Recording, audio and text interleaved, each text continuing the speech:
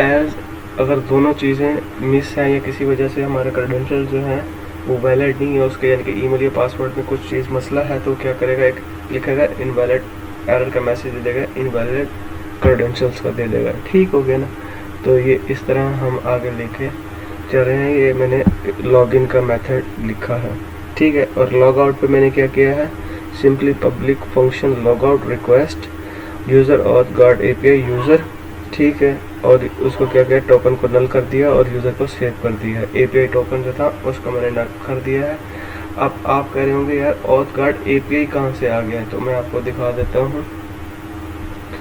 इसको हम मिनिमाइज करते हैं और ये हमारा जो था जी वेयर इज माय प्रोवाइडर्स और राउट सर्विस प्रोवाइडर्स, ठीक है। यहाँ पर देखें प्रीफिक्स एपीआई के लिए यूज़ कर रहे हैं, ठीक है। और इसके अलावा भी आप जो है इन चीज़ों को देख सकते हैं, maybe in kernel not kernel auth, sorry, in our config app auth, ठीक है। डिफ़ॉल्ट गार्ड वेब पासवर्ड है और एपीआईज़ का ये देखें, ये जो है गार्ड मैंने एपीआई का ये यूज़ कर रहा हूँ। गार्ड्स के अंदर जो है एपीआई जो यहाँ पर मैंने यूज़ किया है कि गार्ड एपीआई को जो क्या करेगा वो लॉग आउट करवा देगा। ठीक हो गया। तो ये गार्ड मैंने किया हुआ है यहाँ से। तो आपने कंफ्यूज नहीं होना कि ये गार्ड आया कहाँ से था, ये बाय डिफ़ॉल्ट ऑथ के साथ ही आ जाएगा आपको। ठीक हो गया। ये हो गया हमारा लॉगिन, यूज़र रजिस्ट्रेशन, लॉगिन और लॉग आउट की एपीआईज़ और उनकी कोड को थोड़ा बहुत है जो एक्सप्लेन किया। इसके अलावा अगर कहीं आपको एरर आए तो आप क्वेश्चन कर सकते हैं हमारे साथ, ठीक है, कमेंट्स के अंदर, और मुझे व्हाट्सअप भी कर सकते हैं। तो ये हमारे यूज़र कंट्रोलर रजिस्ट्रेशन की एपीआईज़ थी। इसके बाद जो है मेरी होम पेज कंट्रोल की आ जाएगी। तो सबसे पहले मैंने जो क्या कर रहा हूँ, मैंने एक पब्लिक फंक्शन बनाया होम पेज का, ठीक है। बल्कि इससे पहले भी मैं क्या करता हूँ, what I am going to do here is I have to show first routes of APIs so you can understand better APIs routes and functionality of this code piece of code. So here is the routes of APIs which I was using in this my lectures. तो यहाँ पर देखें मैंने user controller class उसका register function के against एक register की API create कर दी, राउट क्रिएट किया है। उसी राउट को फिर मैं एज एपीआई यूज़ कर रहा हूँ यहाँ पर। ये एपीआई ऑथ के अंदर ये देखें HTTP एपीआई का प्रीफिक्स जो है वो मैंने अभी आपको राउट सर्विस प्रोवाइडर के अंदर दिखाया था, वो प्रीफिक्स यूज़ करेंगे। अगर हम प्रीफिक्स के अलावा यूज़ करने की कोशिश करेंगे, सपोज मैं यहाँ पर इसको हटाता हूँ और now if I want to send this, तो वो हमें एरर दे देगा कि एग्जिस्ट ही नहीं कर रहा, ठीक है ना। तो इस तरह ये देखें अननोन स्टेटस, वो उसने हमने स्टेटस ही 419, आप इसको गूगल कर सकते हैं, इसके बारे में वो ज़्यादा बेहतर बताएगा कि ये 49 एरर कब आता है और ये क्यों आता है। ठीक हो गया। तो वो कहता है इस तरह का कोई आपका राउट जो है वो एग्जिस्ट एपीआई के मामले में नहीं करता, ठीक है। ये ऐप वेब के मामले में तो ठीक है, यानी कि वेब पे रजिस्ट्रेशन करना चाहेगा तो वो फिर उसके लिए तो हो जाएगा, लेकिन एपीआई के थ्रू वो नहीं होगा। तो जैसे ही अब मैं इसको एपीआई करता हूँ सपोज, तो अब मैं सेंड करता हूँ, अब वो मुझे क्या बताएगा, ठीक है। अब मुझे वो दे रहा है कि ये जो आपका यूज़र है 200 okay wire locking model display header website का प्रीव्यू करवा रहा है, रॉ HTML आया हुआ जेसन करना है, ठीक है। तो वो हमें चीज़ बताएगा, ये HTML प्रीव्यू दे रहा है, इट शुड बी, जबकि यूज़र रजिस्टर्ड नहीं हो रहा बिकॉज ऑफ दैट कि हमारे ईमेल यूनिक हम यूज़ करें वो एक दफ़ा ही होगा, ठीक है। ये देखें आगे फर्दर अभी तक नहीं हुआ, तो उसके टेंशन नहीं लेनी है आपने। अभी इसकी प्रीव्यू सेटिंग जो है वो डिफरेंट हो गई है, वो HTML पे शो कर रहा है, जबकि इसको क्या करना चाहिए था, हमें रॉ में दिखाना चाहिए था। लेकिन ओवरऑल मैंने आपको बता दिया है कि ये किस तरह वर्क कर रहा है, ठीक हो गया। अच्छा जी, फॉर्म डाटा है हमारा। अच्छा जी, इसी तरह जब हम लॉगिन करते हैं तब भी हम जब मोबाइल से करेंगे तो उसका एपीआई बनेगा।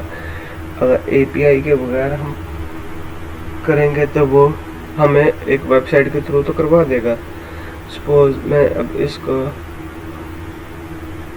करना चाहूँगा तो वो हमें वेबसाइट का दिखा देगा। इसी तरह अब होम पेज पे मैंने क्या किया है, एपीआई होम पेज सेटिंग, ये यहाँ पर आ जाए। ये देखें कि ये क्या कर रहा है, home page settings API call कर रहा हूँ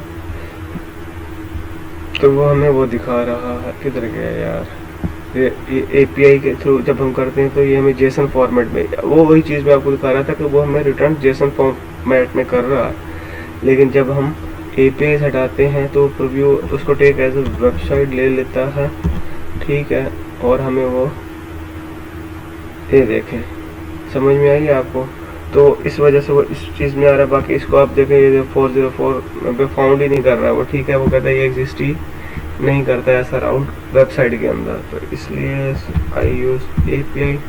और एपीआई के जरिए मैं इसको कॉल करता हूँ तो वो हमें पूरा फॉर्मेट के हिसाब से सारी चीज़ें दे देता है। अच्छा जी, ये होम पेज की सेटिंग का अब कोड मैं दिखाता हूँ। ये राउट्स आप देख लें कि मैंने होम पेज की सेटिंग के लिए होम पेज का फंक्शन किया, उसी को भी राउट्स आपको ऑलमोस्ट आ गए। ये राउट्स सारे आप एक दफ़ा देख लें, बाकी इनका कोड का जो है प्रीव्यू मैं आपको करवा देता हूँ कि वो मैंने अचीव कैसे किया है, ठीक है। तो सबसे पहले मैंने क्या किया, सेटिंग्स के अंदर जाके होम पेज सेटिंग फाइंड और फेल 1 आईडी, ठीक है। वो क्या करेगा, अगर आईडी 1 फाइंड है तो वो हमें रिटर्न कर देगा, अगर नहीं है तो वो फेल कर देगा। एज इफ सपोज, अब मैंने उसको क्या किया है कि इफ सेटिंग एग्जिस्ट, यानी कि अगर ये ट्रू होकर आती है तो क्या करेगा, रिस्पॉन्स जेसन सेटिंग को आगे सेंड कर देगा जेसन फॉर्मेट के अंदर और सक्सेस का दे देगा 200। एल्स क्या करेगा, न्यू सेटिंग क्रिएट करेगा, ठीक है। उसको सेव करेगा सेटिंग को और फिर सेटिंग को सेंड करेगा। इसका क्या होगा, बाय डिफ़ॉल्ट हमने वैल्यूज़ दी हुई है। सपोज जैसे कि अपने, मैं आपको एक और चीज़ करके, सपोज होम पेज सेटिंग, ये सेटिंग्स है, ठीक है। ये आ गया, ठीक है। अब मैं यहाँ पर आया हूँ, सॉरी इंसर्ट के अंदर, ये देखें, ये बाय डिफ़ॉल्ट जो नेम हमने अपने स्कीमा के अंदर यूज़ किए थे वो आएंगे। तो जैसे ही वो न्यू करेगा तो ऑटोमेटिकली ये डाटा सेव होकर आ जाया करेंगे, ठीक है ना। तो इनिशियली तौर पर ये चीज़ें आ जाएंगी उसके अंदर और न्यू सेटिंग्स हो जाएगी सेव। अच्छा जी, अब उसके अलावा क्या करना है, आप फर्दर भी इसको अपग्रेड कर सकते हैं। सपोज आपने जो माइग्रेशन करके डाटा एसक्यूएल अपडेट की है या अपलोड किया है अपने सर्वर पर या होस्टिंग के ऊपर, तो उसके ऊपर क्या करते हैं कि आपकी जो क्या चीज़ है, होम पेज की सेटिंग है, उसकी आईडी 1 नहीं है, तो सपोज उस केस में वो आपको फेल कर देगा, तो और वो फिर चलेगा नहीं, वो फिर उसके लिए न्यू क्रिएट करेगा तो ऑटोमेटिक वो भी आगे चले जाएगा। तो उसके लिए क्या करेंगे, हम इसको कर देंगे फास्ट, भी कर सकते हो इस तरह से, ठीक है। यहाँ पर आप फास्ट कर सकते हो, इस फास्ट का एफ स्मॉल होगा, ठीक है ना। ये आप पे डिपेंड करता है। यहाँ पे करेंगे वेयर, ठीक है, ठीक है। अगर आपने कोई कंडीशन लगानी है, ठीक है, तो आप कंडीशन पुट करके भी ले सकते हैं और विदाउट पुट कंडीशन करके भी ले सकते हैं फर्स्ट को, और बाय डिफ़ॉल्ट आप उसको फाइंड फर्स्ट और फेल भी कर सकते हैं। ये हम पे डिपेंड करता है, ठीक है। उसके बाद आते हैं न्यू अराइवल्स के ऊपर। उसके अंदर के मैंने क्या किया, products with category eager loading की है। अब वो क्या करेगा, बाय डिफ़ॉल्ट इन प्रोडक्ट्स के साथ इनकी कैटेगरी और ब्रांड के नाम भी आगे भेज देगा। तो जैसे हम प्रोडक्ट के अपने दिखा रहे हैं तफसील में, ये प्रोडक्ट के उसके नीचे कि उसका प्रोडक्ट का नाम क्या है और उसका ब्रांड क्या है, इन एप्लीकेशन हम दिखाना चाहें। सपोज यहाँ पर आता हूँ मैं नीचे समझाने के लिए, जैसे कि यहाँ पर है, ये है इसकी कैटेगरी का नाम, ठीक है। तो ये प्रोडक्ट का नाम है, सॉरी, और यहाँ पर ये वाला, ये इसकी कैटेगरी का नाम है और ये उसका प्रोडक्ट का नाम है, ठीक है ना। ये चीज़ों को हमने अगर उस पर दिखाना हो हमारे